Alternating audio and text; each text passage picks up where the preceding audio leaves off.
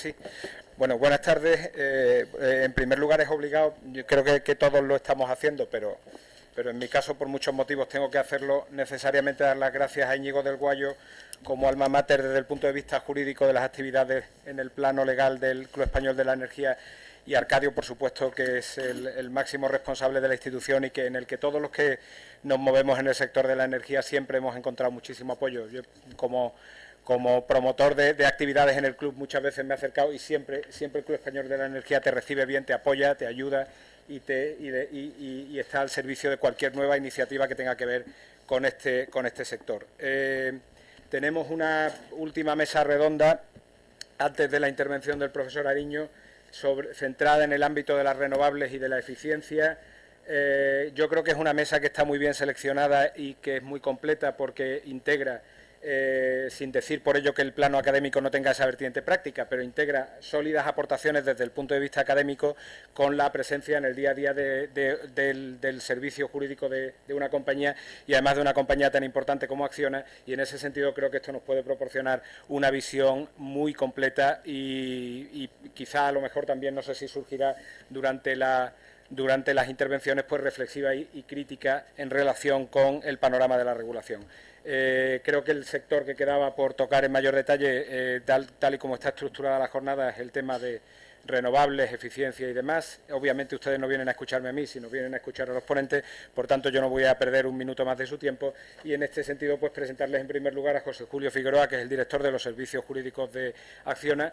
Acciona es un grupo multinacional de absolutamente innecesaria presentación. Su presencia en el sector energético y sobre todo además en los sectores energéticos de mayor nivel tecnológico, de mayor desarrollo, como es el de las renovables, es perfectamente conocida, no solo dentro sino fuera de España, y por tanto quedamos atentos a sus palabras y muy interesados en lo que nos pueda comentar sobre esta materia. Muy bien, muchas gracias Luis por tus amables palabras. Muchísimas gracias al Club de la Energía. Un agradecimiento especial al profesor del Guayo, porque siempre tiene en mente la visión de las compañías en este tipo de cuestiones, que yo creo que al final es relevante, ¿no? La visión de los actores y la visión de los players, que finalmente son los que se juegan el dinero efectuando inversiones cuantiosas para la consecución de los objetivos políticos que se consagran en las directivas. Este seminario trata sobre desafíos legales para un modelo energético nuevo, y yo creo que en ese contexto es muy procedente daros una visión, yo creo que crítica, pero a la vez objetiva, sobre el borrador de directiva, sobre hacia dónde vamos en términos de la Directiva Comunitaria de Energías Renovables. Por dar un poco de contexto, yo creo que, pese a la visión más o menos crítica, yo creo que es un buen paso. Quiero decir, creo que la orientación es adecuada y creo que es un buen paso. Evidentemente se tiene muy presente que tenemos que ir como sociedad hacia una economía descarbonizada, y eso es algo que, bueno, es tendencia desde hace mucho tiempo, no es novedad, pero de alguna manera se consolida. Y está bien, quiero decir, es un buen punto de partida. El problema es que es un punto de partida que se concretan algunas medidas incentivadoras y favorecedoras, que están bien, individualmente consideradas, pero en un todo es difícil que puedan jugar un rol realmente incentivador y posibilitador de nuevas instalaciones en un contexto más seguro. Por ejemplo, me refiero a medidas que son buenas y bienvenidas, como la agilización de los procedimientos de instalación de nuevas instalaciones renovables, el favorecimiento del repowering, la concurrencia competitiva en los mecanismos de adjudicación.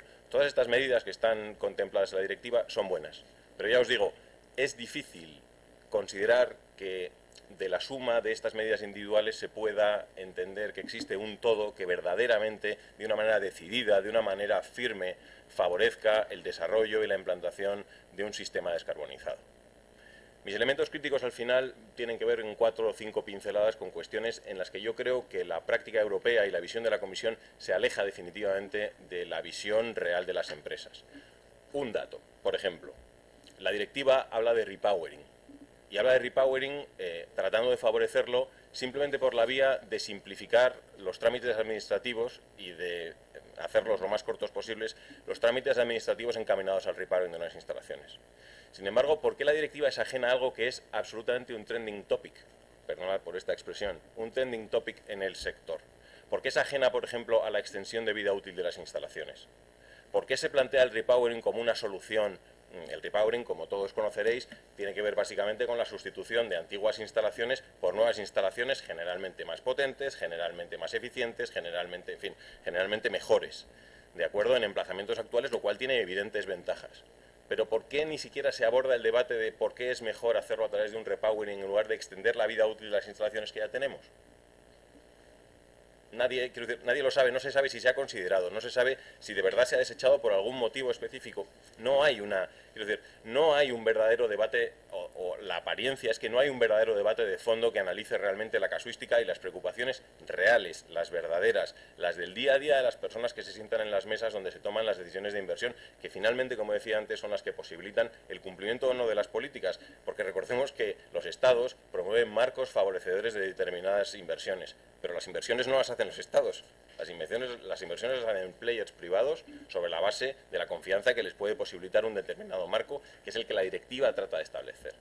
Por tanto, la primera crítica sería: es una directiva que, aun yendo en el buen camino, está lejos de las preocupaciones reales, está lejos de afrontar los retos reales de las compañías que verdaderamente tienen que estar liderando el desarrollo de estas políticas.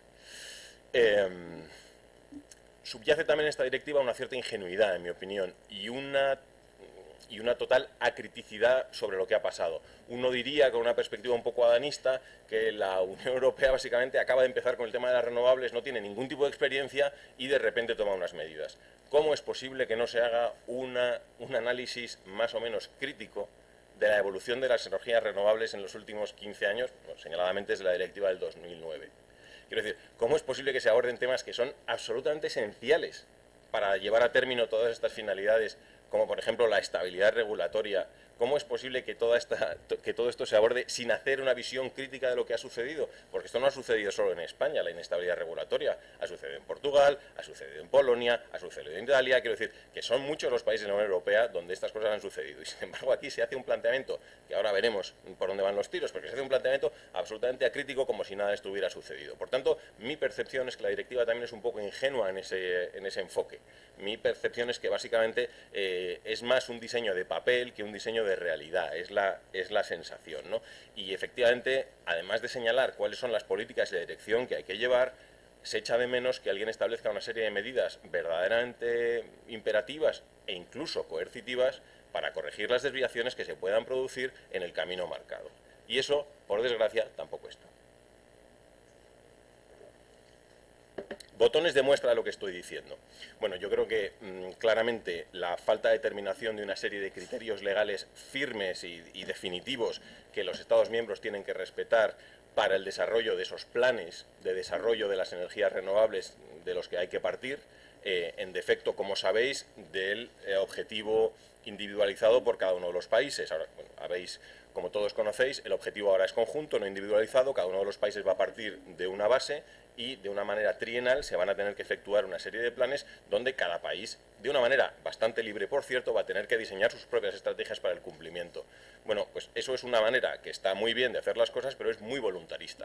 No hay un mecanismo que establezca, oiga, ¿qué contenido tienen que tener los planes? ¿Cuáles son las medidas de implementación?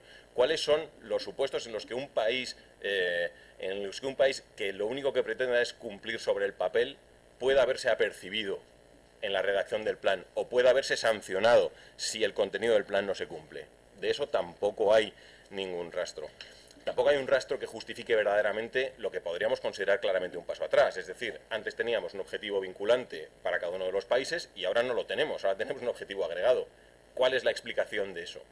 Es lo que hablamos antes, es una actitud titubeante por parte de la directiva, en la que por un lado se fomenta, pero por otro lado el nivel de compromiso es absolutamente mínimo, y eso a mi modo de ver es verdaderamente un problema.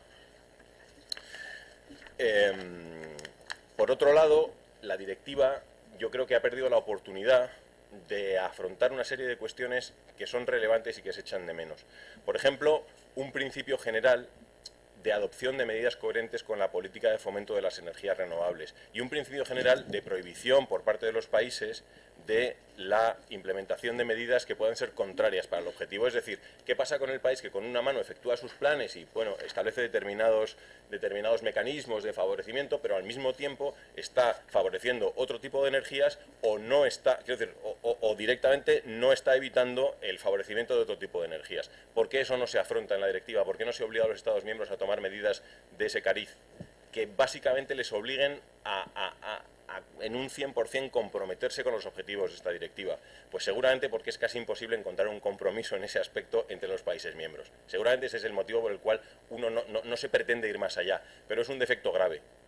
Es un defecto grave y lo pongo en conexión con lo que decía anteriormente respecto de los planes. De nada van a servir los planes si los planes no son ejecutivos y contienen medidas concisas. Habrá países que efectúen unos planes que tengan muy buena calidad y muy buena intención, y habrá países que básicamente estén esperando simple y llanamente a que sus planes más o menos pasen el filtro, a que sean otros países los que verdaderamente inviertan y puedan llevar a cabo y lleven a cabo esas inversiones, porque el objetivo es común. ¿Y qué sucede? ¿Hay alguna previsión sancionadora o coercitiva? Pues de facto no la hay, porque el paquete de gobernanza lo que prevé son los mecanismos estos de fill the gaps, que tampoco aportan una solución satisfactoria. No hay, la idea seguramente es buena, es decir, oiga, aquel que incumpla que por lo menos aporte a un fondo que se nutra de las aportaciones de los incumplidores para la consecución del objetivo. Pero tampoco hay un objetivo, tampoco esto es vinculante, ni está cerrado, ni está concretado, con lo cual lo normal es que quede más o menos en agua de borrajas. Por tanto, es otro elemento que nos hace pensar que verdaderamente nos quedamos un poco en el medio, ¿no? Un poco en el medio.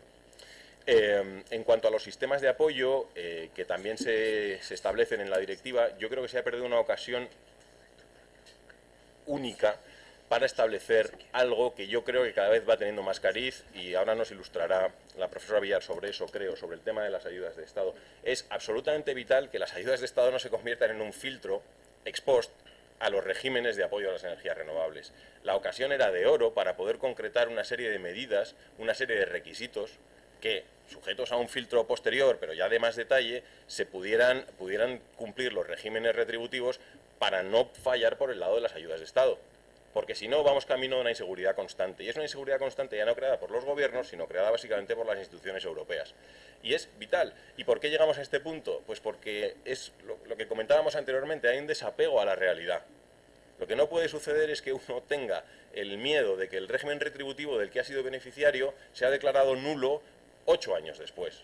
Porque es otro factor de inseguridad que no tiene que ver en verdad con el riesgo regulatorio de cada país, pero es otro factor. Si la directiva estableciera unos criterios claros y objetivos, o dentro de lo que cabe objetivos, para que ese riesgo se mitigara, no tendríamos ese problema. Bien, no sé cómo voy de tiempo, pero bueno. Vale. Quiero hacer una mención al... Estaba tan interesado que se me había ido... Quiero hacer una mención al tema que a mí me parece más hiriente, y os lo digo con total claridad, y más sangrante de esta directiva, porque aquí es donde se apunta verdaderamente una tendencia, pero no se concreta, y es el artículo 6. El artículo 6 nace con la vocación de intentar proteger las inversiones efectuadas y las que se vayan a efectuar en energías renovables. Pero lo hace de una manera tan tibia, tan tímida, que verdaderamente la protección que aporta es francamente escasa. Y yo os invito a que hagáis una prueba. Os invito a que tratéis de pasar por el tamiz del artículo 6 de la directiva las medidas adoptadas por el Gobierno de España en el año 2013 y 2014. Porque seguramente lleguéis a la misma conclusión que yo. Considerando los argumentos del Estado español y la forma en la que ha defendido esas medidas, uno puede considerar perfectamente que encajan dentro de los filtros y los parámetros del artículo 6. Con lo cual, bajo la apariencia de que efectivamente hemos conseguido algo desde el punto de vista de que la directiva nos posibilite un marco más estable, más predecible, menos voluble a criterio de cada gobierno, bajo esa apariencia, al final estamos prácticamente como estábamos. Y esa es una oportunidad perdida absolutamente esencial. Yo creo que aquí se podía haber sido mucho más ambicioso. Yo creo que aquí seguramente hay, respetando el derecho de los Estados a regular, que yo creo que es sacrosanto y que debe permanecer en todo caso, teníamos que establecer algún tipo de garantía de que en caso de un cambio regulatorio perjudicial para los derechos adquiridos, y hay que llamar las cosas por su nombre, derechos adquiridos por parte de los productores, se producirá una compensación. Si nadie quiere privar a los Estados de su derecho a regular, Lo único que se pretende es que, en el supuesto de que, derivado del derecho a regular, surjan medidas que son restrictivas o que empeoran la situación del productor, que ese productor sea resarcido. Y a lo mejor hasta se podría haber ido más lejos, se podría haber hablado de una restitución monetaria, en extensión de vida, quiero decir, pues se podría hablar de muchas cosas. Pero claro, quedándonos exclusivamente en esto, ya os digo, las medidas que se adoptaron en España en 2013, que por cierto, aprovecho la ocasión, para aquellos que no lo hayáis oído, han sido recientemente criticadas con una fiereza inusual en el laudo arbitral del caso Acer, calificándolas de, por supuesto, retroactivas, brutales. Quiero decir, se emplean una serie de calificativos que realmente, bueno, pues hasta esas medidas brutales y retroactivas seguramente pasarían el filtro del artículo 6. Bueno, básicamente estas son las cuestiones más evidentes desde el punto de vista empresarial que quería contaros. Os agradezco muchísimo vuestra atención y, oye, para cualquier comentario, pues en cuanto llegue el turno de debate. Muchas gracias.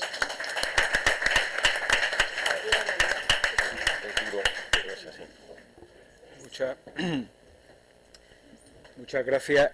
Yo creo que ha sido una intervención muy clara, muy esclarecedora, y sobre todo yo lo agradezco porque es que no hay cosa que me dé más miedo que un regulador pensando que todo lo que hace está en defensa del interés común. Eso es peligrosísimo. Entonces estaba echando de menos una visión crítica, y sobre todo creo además que la visión crítica es una obligación teniendo en cuenta de dónde venimos y por lo que hemos pasado. Por tanto, te doy las gracias doblemente, no solamente por la claridad en un tiempo muy limitado, sino porque comparto prácticamente el 100% del análisis que has hecho. La siguiente ponente es la catedrático de Derecho Tributario de la Universidad CEU San Pablo, Marta Villares Curra. Es miembro del Consejo Directivo del Instituto Latinoamericano de Derecho Tributario y solamente con esa condición ya en el máximo grado académico pues hace innecesaria cualquier otra presentación. La profesora Villar nos va a hablar fundamentalmente de los componentes financieros en el apoyo a las energías renovables y por tanto y a la eficiencia, y por tanto le cedo el uso de la palabra. Bueno, muchas gracias, Luis.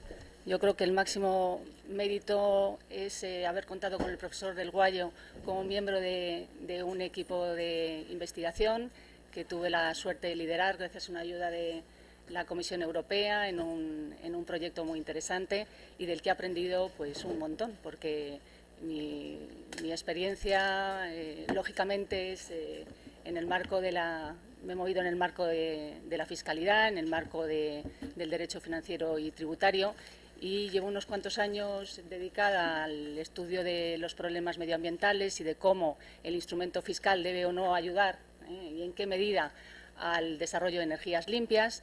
Y bueno, pues desde este punto de vista intentaré en los 10-15 minutos que se me han concedido resaltar lo que desde mi punto de vista es esencial en el campo de las ayudas de Estado vinculadas a las energías renovables. No sin antes, por supuesto, agradecer al profesor Íñigo Del Guayo y al Club Español de la Energía la amable invitación cursada para estar en este foro tan de expertos en el sector. Muchas gracias, sinceramente. El propósito de mi intervención, como les decía antes, es nada más compartir con ustedes las claves para entender la importancia del régimen comunitario de ayudas de Estado cuando se trata de valorar todos estos esquemas de soporte a las energías renovables. Para ello, tras una breve introducción, me voy a centrar únicamente en dos puntos. En primer lugar, en el estudio de la noción del concepto de ayuda de Estado y en la determinación de cuál es el marco legal para plantear en este punto si en el marco de las energías renovables tenemos que partir del marco general de regulación del concepto de ayudas de Estado o tenemos un marco legal específico o particular cuando aplicamos el concepto de ayuda de Estado al sector de la energía. Para ello, tendría que hacer una breve referencia a la Directiva de Imposición Energética y a las directrices de protección ambiental y energía publicadas por la Comisión en el año 2014. La segunda parte de mi intervención se va a centrar en los criterios emanados del Tribunal de Justicia de la Unión Europea y ahí trataré de compensar esta visión pesimista que comparto, pero, en fin, por aportar algo de optimismo a la mesa, creo que conscientes de que estamos en las manos de la Comisión respecto de los criterios para valorar qué ayuda sí, qué ayuda no, pasa por el filtro del derecho europeo. La doctrina del Tribunal de Justicia, sabiendo que es doctrina del caso a caso también, creo que nos puede permitir llegar a unas conclusiones donde qué es lo lícito y dónde está lo ilícito en el marco de lo que tenemos actualmente. Sin duda, tanto la directiva que apoya las energías renovables como las distintas estrategias de la Unión Europea en el marco 2020, en el marco 2030, nos llevan a la conclusión de que las energías renovables necesitan sistemas de apoyo, necesitan soporte.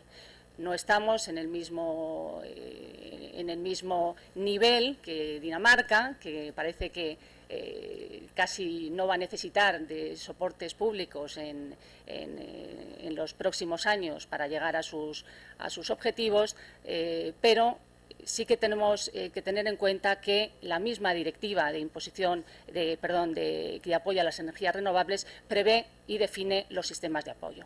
En el artículo 2 nos dice que el sistema de apoyo es cualquier instrumento, sistema o mecanismo aplicado por un Estado miembro o grupos de Estados miembros que promueve el uso de energía procedente de fuentes renovables, mediante una obligación de utilizar energías renovables o mediante otras medidas. Y entre esas medidas, y entre otras muchas, cita algunos instrumentos. En particular, cita las ayudas a la inversión, cita las exenciones, desgravaciones fiscales y devolución de impuestos y cita los sistemas de apoyo a la obligación de utilizar energías renovables, incluidos los que emplean los certificados verdes, como es el caso de Suecia, y los sistemas de apoyo directo a los precios, incluidas las tarifas reguladas y las primas. La pregunta entonces es, ¿pueden estos instrumentos que están bendecidos por las políticas comunitarias y bendecidos por la Directiva de Energías Renovables ser ayudas de Estado y, en este caso, son ayudas de Estado compatibles con el mercado interior o pueden tener el riesgo de ser declaradas medidas incompatibles con el mercado interior? Para responder a esta pregunta es fundamental analizar el concepto de ayuda de Estado en el marco del derecho comunitario, porque, como bien saben todos ustedes, no es lo mismo lo que se considere subvención o ayuda a nivel nacional que lo que se considera a nivel de la Organización Común de Mercado o lo que se considera, en este caso, en el marco del derecho comunitario. Nuestra base es el artículo 101, apartado primero del Tratado de Funcionamiento de la Unión Europea, que define el concepto de ayuda de Estado apoyado en 4 requisitos que se deben dar cumulativamente. En primer lugar, debemos estar ante una medida que suponga una intervención del Estado o mediante fondos estatales.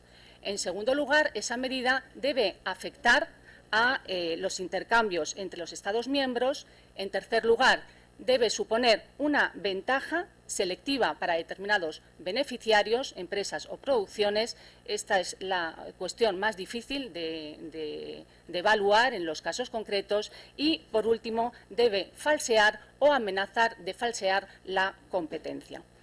He resaltado en la diapositiva que cualquier forma de ayuda puede constituir ayuda de Estado, incluida la ayuda fiscal. Sobre esta base y este concepto, el resto del articulado del tratado nos establece, como en una segunda fase, qué tipo de ayudas están declaradas compatible o PLEGIS y qué tipos de ayuda pueden ser declaradas compatible si se cumplen determinados requisitos. Y uno de ellos es precisamente que esas ayudas sean para ayudas que promuevan la protección del medio ambiente y la energía. En los últimos años, no solamente se ha movido convulsamente el sector de la regulación energética, sino también el sector de las ayudas de Estado. En el marco conocido como SAM, en el marco de la modificación de ayudas de Estado, la Comisión ha ido teniendo en cuenta estas realidades para tratar de adaptar todas sus directrices a las novedades, incluso novedades tecnológicas que van surgiendo, porque lo que era contaminante hace 10 años ahora resulta que no lo es y viceversa. En este sentido, he trasladado en la diapositiva una declaración que me parece muy contundente del Parlamento Europeo del año 2013, donde se nos dice que la política de ayudas de Estado debe apoyar a la transformación ecológica de la economía y, en particular, respecto de la energía renovable y la eficiencia energética.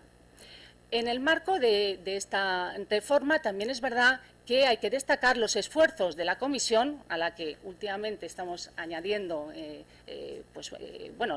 buena parte de nuestras críticas, pero bien es verdad que la Comisión Europea se ha esforzado en tratar de coordinar estas políticas europeas a menudo descoordinadas, como son la política de competencia, política de medio ambiente, política de energía y, por supuesto, no me olvido de la política fiscal.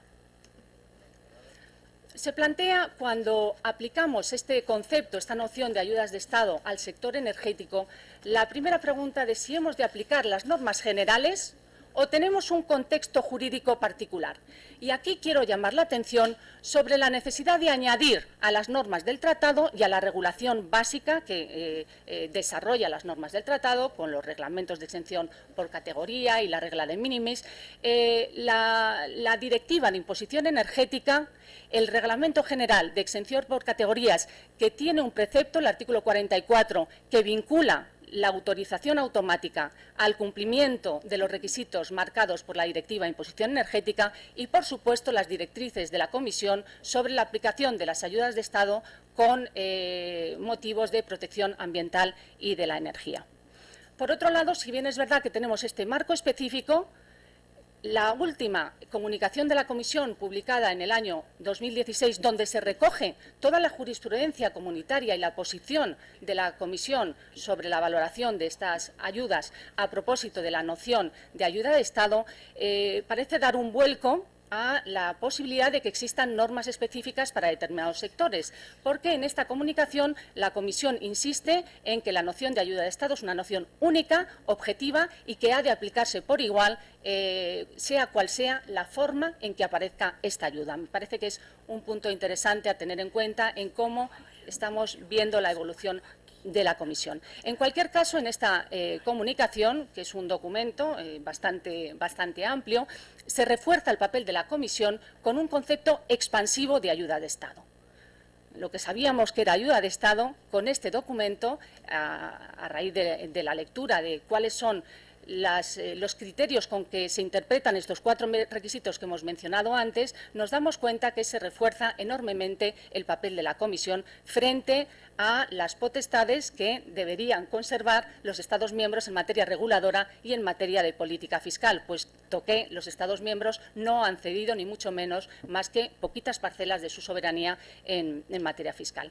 Destaco nada más que hay 2 apartados interesantes que se dedican al concepto de la intervención del Estado en la redistribución entre entidades privadas, donde se toca el tema de las energías y cómo se interpreta el concepto de fondos estatales en particular y la imputabilidad de esa ayuda al Estado o a sectores privados, donde me parece que es interesante también ponerlo en relación con lo que se ha hablado en la anterior mesa a propósito de la independencia de estas autoridades o la dependencia de autoridades estatales, donde estará la clave para saber si estamos ante una ayuda de Estado o estamos ante ayudas perfectamente válidas del sector privado.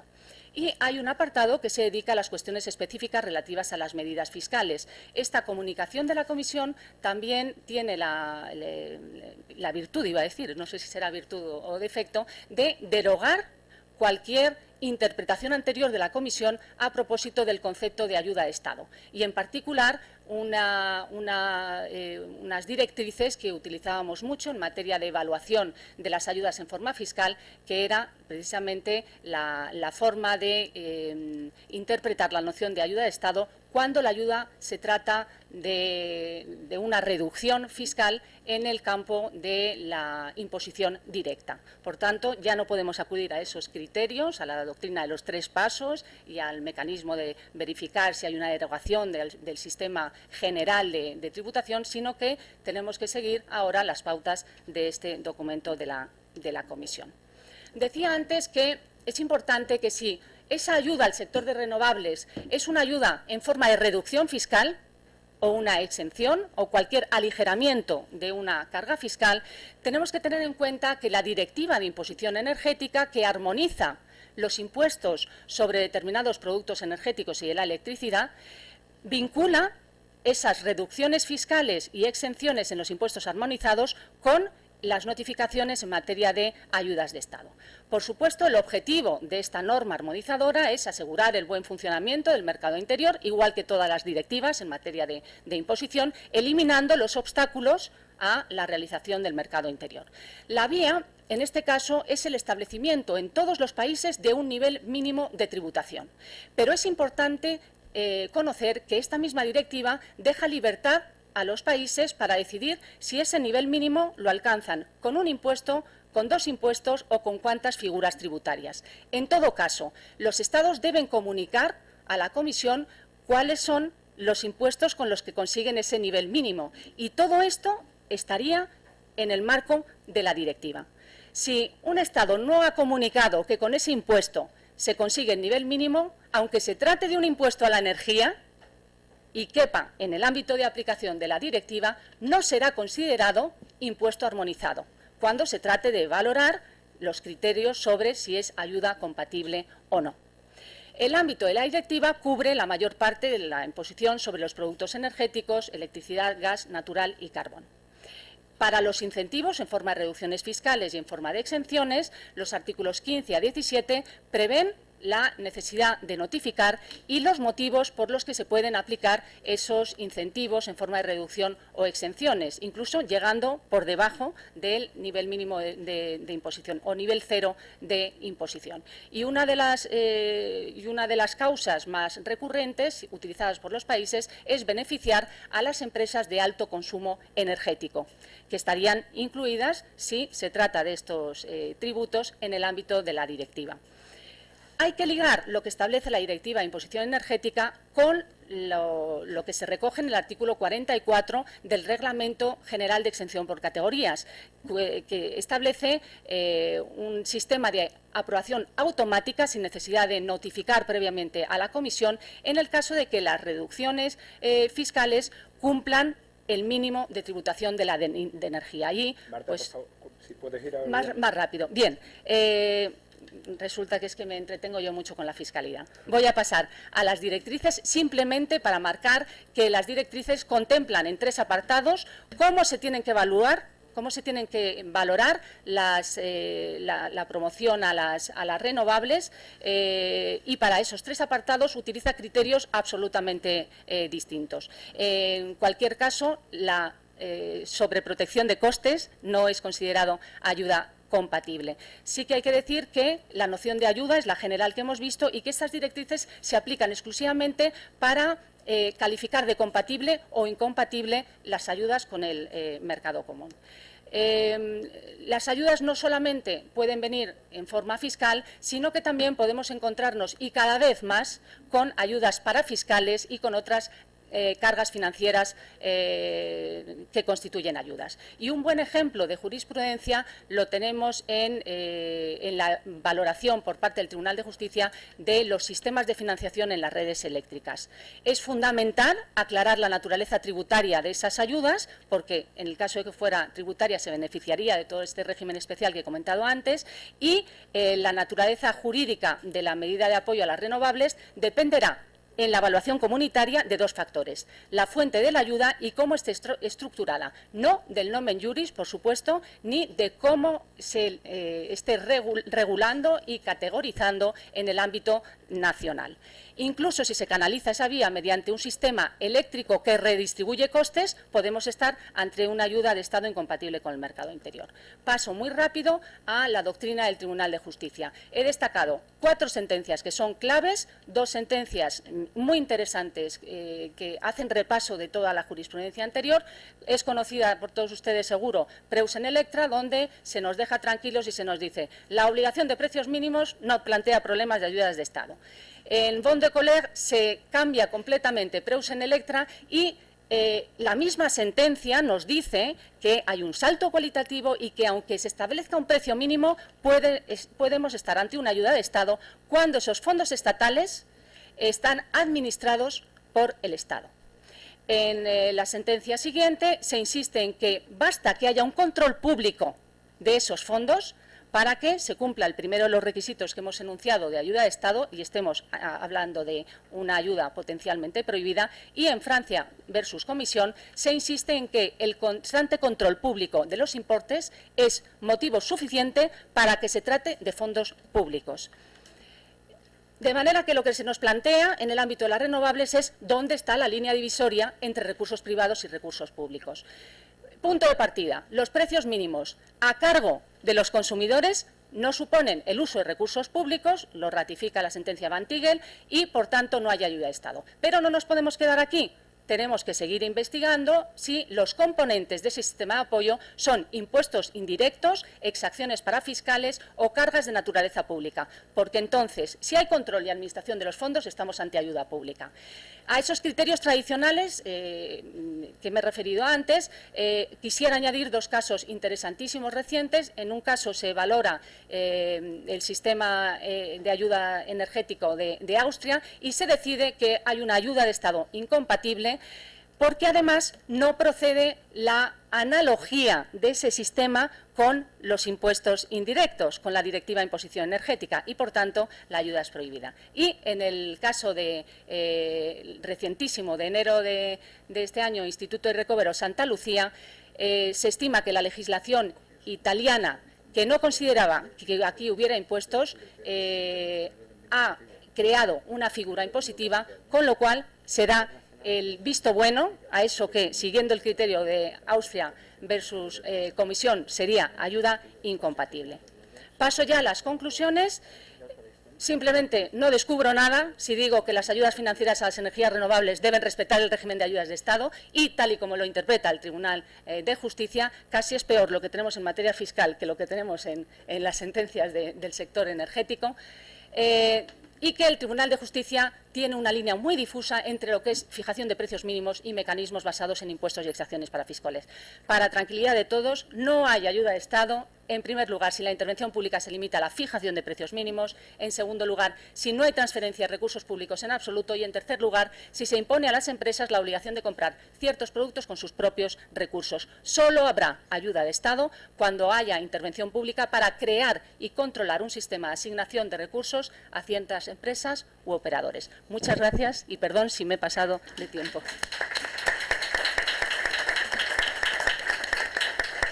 Marta, muchas gracias porque además lo has explicado con mucha claridad, un tema que no es fácil, como sucede con todo lo que tiene que ver con los temas financieros y tributarios. Pasamos a la profesora Susana Galera, que es profesora de Derecho Administrativo de la Universidad Rey Juan Carlos. Tiene actividad docente e investigadora en relación con sostenibilidad, con energía, con derecho de la Unión Europea, colabora con las instituciones de la Unión Europea y es coordinadora del proyecto de transición energética para la ciudadanía en la Comisión Europea. Así que ya, sin más preámbulos, te cedo la palabra.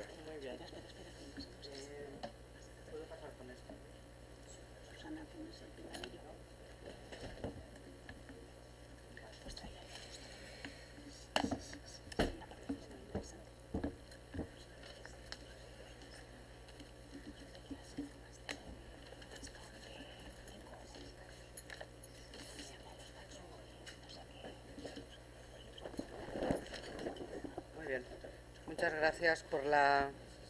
¿Está? Vale.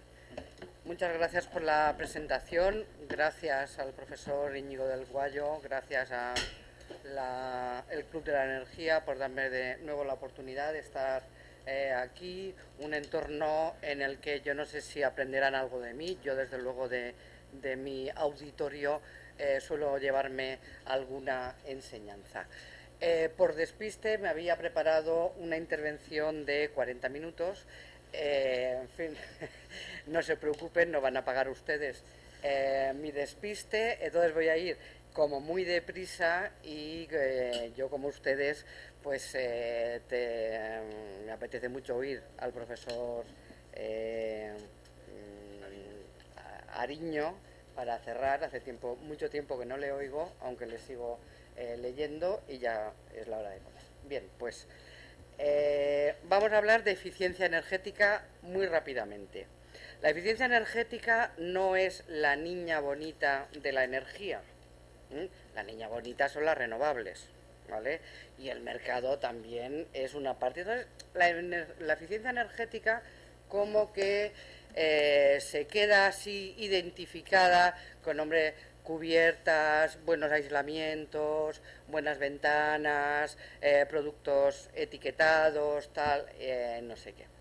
Bien, en la actualidad tenemos una directiva, la directiva 2012/27 de eficiencia energética, que es ciencia ficción lo que plantea.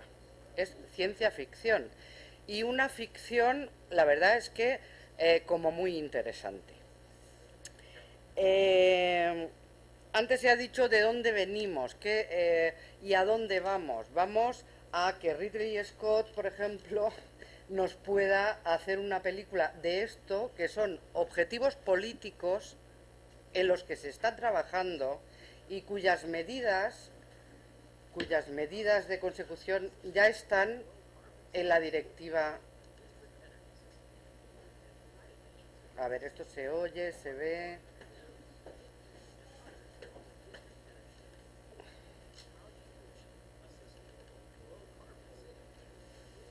No tenemos. ¿Sí? Bueno, esto es eficiencia energética. O sea, este diseño de ciudad. Hemos pasado de regular la eficiencia energética en un primer momento, en los años 70, con las crisis del petróleo, para ahorrar, para reducir la dependencia energética externa de la Unión Europea. En una segunda etapa, esto casi que lo voy a... En una segunda etapa nos planteamos el mercado único, y estoy en 1986, y dices, bueno, aquí hay que hacer algo más, porque los productos de la construcción forman parte de ese mercado único que queremos formar. Bueno, vamos a regular los productos de la construcción y ya de paso introducimos algunas consideraciones de eficiencia energética en paralelo y también de forma coherente con los compromisos internacionales que va asumiendo la Unión Europea, como la Convención del Cambio Climático. Bien, primera parte.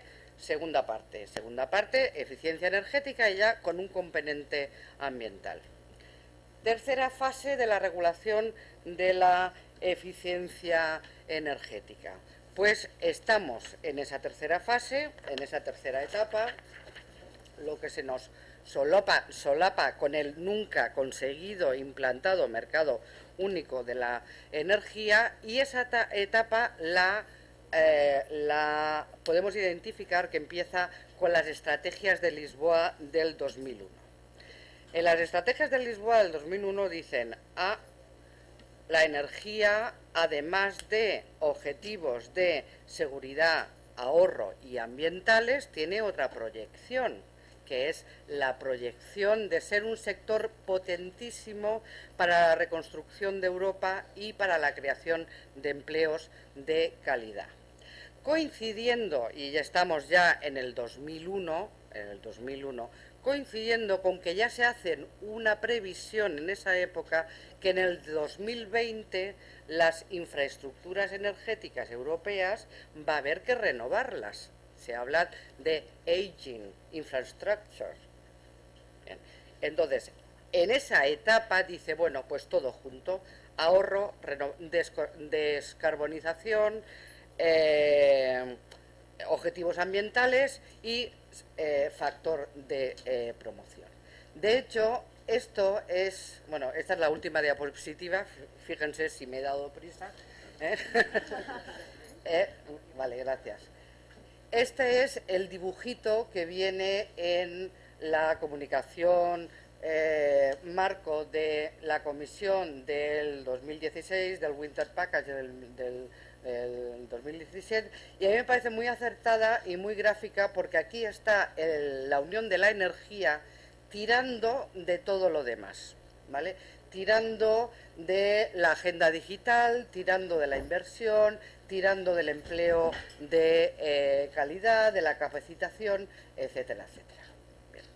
Entonces, ¿dónde se quiere llegar y que son elementos que ya están presentes en la directiva del 2012.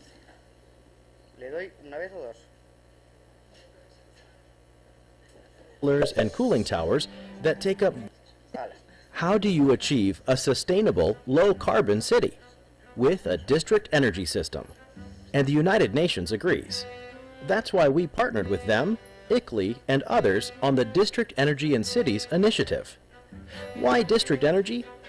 District energy systems include highly insulated underground thermal piping networks that transmit steam, hot water, and chilled water from a central plant or plants to heat and cool multiple buildings in a city, community, or campus. Because thermal energy is delivered directly to the building in usable form, customers avoid installing expensive equipment like boilers, chillers, and cooling towers that take up valuable space and incur costs for operations, maintenance, repair, and replacement. District Energy Service simplifies building operations, allowing customers precise control over heating and cooling, taking only what's needed, and provides valuable flexibility to easily adapt as occupant needs change or building efficiency improves. Here's the critical advantage. When a district energy network interconnects multiple buildings, it aggregates diverse heating and cooling profiles, achieving economies of scale that enable deployment of more efficient, resilient local energy resources. This scale enables integration of cleaner options, significantly cutting carbon emissions unachievable on a building-by-building basis. Options like combined heat and power, waste-to-energy, biomass, geothermal, and other renewables like lake or ocean cooling become economically feasible. Want to move your city forward, but unsure how to start? Visit the UNEP District Energy in Cities initiative today and accelerate your city's path to a low-carbon future. Muy bien. Bien, pues esto que nos podría... Uy, a ver, no tanto. Esto que nos podría representar Ridley Scott en línea con sus Blade Runner y estas otras películas, ya está en la directiva del 2012, ¿vale? La directiva del 2012, y ahí es donde me voy a parar un poquito, supone un punto de inflexión muy importante en la regulación de la eficiencia energética, porque da un salto a una estrategia general que establece, por una parte, obligaciones generales, reducción de consumo de energía del 20% al 2020, el paquete de invierno lo acaba de prorrogar a 2030 y además sube el porcentaje, es decir, que lo que establece esta directiva se mantiene y se proyecta en el futuro y tiene muchísimo recorrido porque está por desarrollar. Establece esas obligaciones generales, pero además establece obligaciones específicas para el sector público. Ya estaba bien que no se considerara al sector público como un actor directamente obligado de eficiencia energética. Entonces se les impone, ya no se les recomienda, sino que se les impone el arrendamiento y la construcción de edificios públicos conforme a determinados estándares. Se le impone una renovación, que yo no la estoy viendo desde el año 2014, de los edificios públicos para ir progresivamente acercándose a los estándares de eficiencia energética del 3% anual, etcétera, etcétera. Bien, y luego al sector privado también se les imponen esas obligaciones en relación con el 1,5% de sus ventas anuales, etcétera, etcétera, respecto a lo cual tenemos una cuestión prejudicial planteada por auto del Tribunal Supremo del noviembre del 2016, en relación con el Fondo de Eficiencia Energética y los sujetos obligados, etcétera, etcétera. Bien, pero no es eso, no es esa la regulación que posibilita esa ciudad del futuro, sino que ya viene apuntado en el artículo 14 cuando se dedica a la promoción de la eficiencia en la calefacción y la refrigeración. Esto es muy importante y supone un salto cualitativo en la estrategia de la eficiencia energética. Aquí pasamos de evaluar el ahorro energético, de considerar el ahorro energético de los edificios, de los productos, de los servicios, a hacer una evaluación energética de los sistemas urbanos, de las ciudades en su conjunto. Esto es lo que está por hacer y está vigente desde el año 2012. Entonces, la directiva impone a los Estados, al sector público, a que identifique, en primer lugar, identifique y localice cuáles son los puntos más importantes de demanda, los puntos potenciales de ahorro y de reciclado de calor residual, de cogeneración, los puntos de incorporación de renovables. Es decir, obliga a una conjunción del planeamiento urbanístico y territorial con el planeamiento energético. Eso es lo que establece. A esa evaluación hay que someterla a un análisis coste-beneficio, cuyas determinaciones están detalladísimas. Les proporciono un documento complementario donde se dice cómo se hace este análisis coste-beneficio. Y si de esa evaluación y análisis coste de beneficio resulta que las ventajas son superiores a los costes, se impone que se diseñen distritos energéticos como el que acabamos de ver en el gráfico del Programa de Naciones Unidas para el Medio Ambiente, ¿vale? Pero es que al sector privado,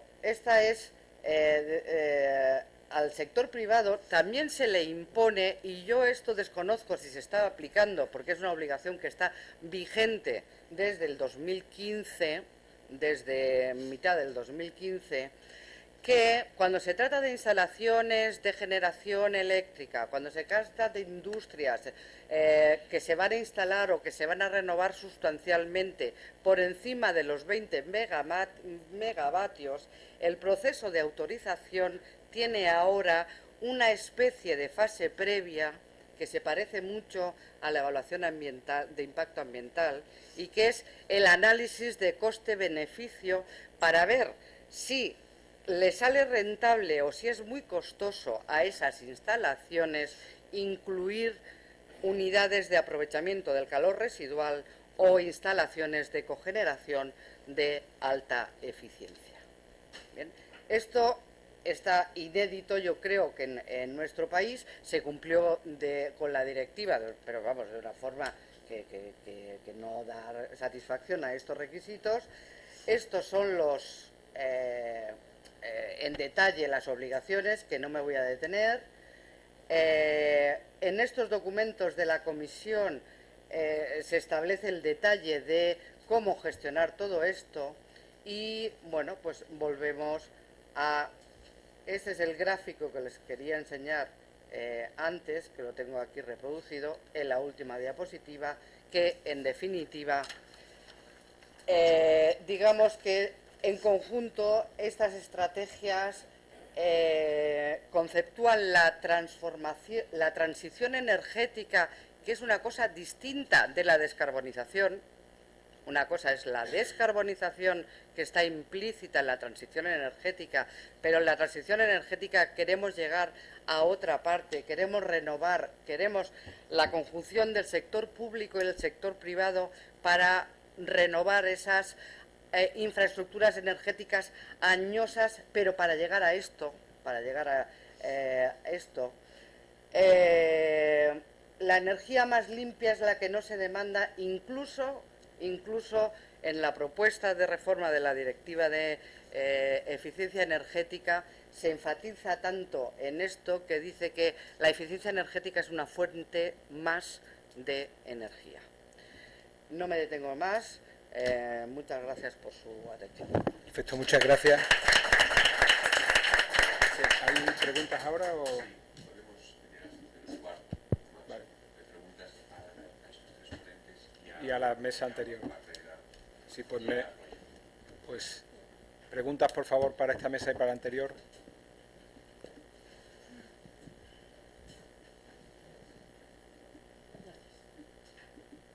Hola. Hola. Quería preguntarle a José Julio. Has mencionado el laudo del CIADI que va a hacer en principio que el gobierno español devuelva dinero a la empresa que ha sido favorecida por el laudo. Quería saber si ahora todas las empresas que han tenido ese problema se pueden acoger al laudo o simplemente son aquellas cuyos países hayan firmado la Carta de Energía.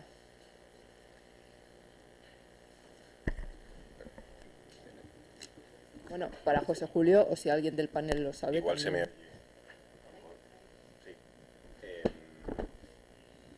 Vamos a ver, el análisis que nosotros hemos hecho acerca del laudo concluye que básicamente el impacto del laudo se limita a las partes que han sido en ese laudo. Quiero decir, al Estado español por un lado, al Reino de España por un lado y a los inversores, a ISER y a la otra compañía dependiente de ISER que han reclamado. Por tanto, no tiene efectos más allá de las partes en el arbitraje, no tiene efectos para ningún otro inversor internacional y no tiene efectos directos para ningún otro inversor nacional que no tuviera la posibilidad de acudir al arbitraje de la Carta de la Energía. Ese es el análisis formal, si quieres, desde el punto de vista de a quién afecta el laudo. Desde el punto de vista de cuáles deberían ser las medidas que adoptara el gobierno español para intentar homogeneizar la situación de aquellos inversores internacionales favorecidos por el laudo y de aquellos inversores internacionales no favorecidos y de aquellos nacionales que no podían ir al arbitraje internacional, para mí es la gran cuestión que se abre. Yo no tengo una respuesta a eso, nosotros hemos analizado y, en fin, yo he atendido una serie de explicaciones sobre esto y la verdad es que desde el punto de desde el marco regulatorio, el marco normativo español, resulta extraordinariamente difícil dar una respuesta a esta situación por lo inusual que tiene. Y por tanto, pues más allá de lo que a todos nos pueda ocurrir como la intuición evidente, ¿no? Pues ir por una vulneración del principio de igualdad. Bueno, pues pudiera ser, no obstante el Tribunal Constitucional ya se ha demostrado francamente reactivo a los recursos de amparo en general y al tema de la reforma de energías renovables en particular. Con lo cual yo creo que se avecina un escenario muy confrontacional en esto, porque estoy convencido de que el Gobierno no va a dar su brazo a torcer, pero en el que cualquier idea constructiva y creativa es bienvenida.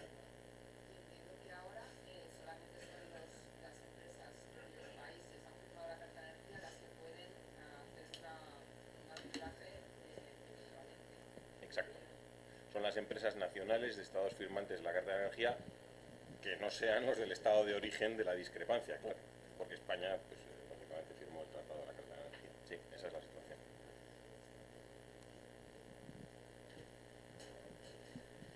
Hola, ¿qué tal? Para la doctora Nuria Encinar, le quería preguntar, has hecho mucho hincapié en el autoconsumo en tu presentación. El otro día el profesor Paddock ya nos indicaba que en Estados Unidos era uno de los problemas que tenían, cómo regular el autoconsumo y los costes que se derivan de la red. Aquí en España tenemos el peaje de respaldo, que está también muy contestado, lo que la prensa llama el impuesto al sol. Quería conocer si sabías en la normativa europea cómo se pretende solucionar este problema.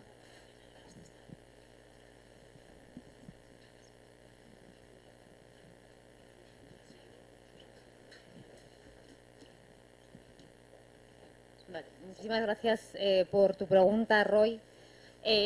Vamos a ver, el tema del autoconsumo en España, todos conocemos en las condiciones en las que salió publicado el Real Decreto 900, que si no recuerdo mal creo que avecinaba cerca de 200 recursos, ¿de acuerdo? Con lo cual, evidentemente, todos conocemos las debilidades que tenía el mismo. Desde la óptica de la Unión Europea, lo que viene a decir la Unión Europea es que todos los clientes activos que quieran practicar autoconsumo, como los propios agregadores, tienen que pagar unas tarifas, ¿de acuerdo? Tienen que pagar unos peajes que sean transparentes, no discriminatorios y competitivos. Y además tienen que estar sujetos a unos procedimientos que no sean desproporcionados. Eso es lo que la Unión Europea viene a decir cuando el cliente activo debe de practicar el autoconsumo. Gracias.